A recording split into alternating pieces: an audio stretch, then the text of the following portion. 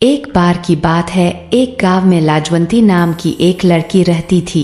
वह बहुत ही खूबसूरत थी, लेकिन गांव के लोग कहते थे कि वह काला जादू करती है। अरे सुनो भाई, मुझे लगता है यह लाजवंती काला जादू करती है।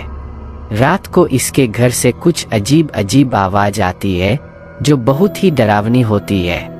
हाँ भाई, मैं एक बार रात को उसके घर के सामने से गुजर रहा था, तभी मुझे भी बहुत ही डरावनी आवाजें सुनाई दे रही थी। मैं डर के मारे वहां से भाग गया था। मुझे लगता है उसके ऊपर एक चुड़ैल का साया है। इसलिए गांव के लोग डर के मारे लाजवंती के घर में नहीं जाते थे।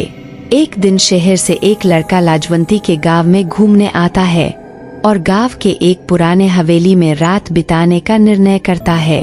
वह रात को घर में बैठा रहता है और तभी उसके आसपास से कुछ डरावनी आवाज आने लगती है।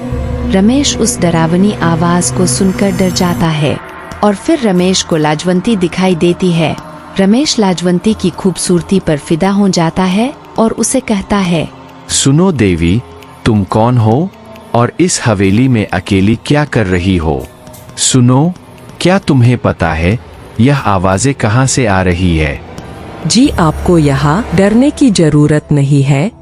रात को इस हवेली में जानवरों की आवाजें सुनाई देती है।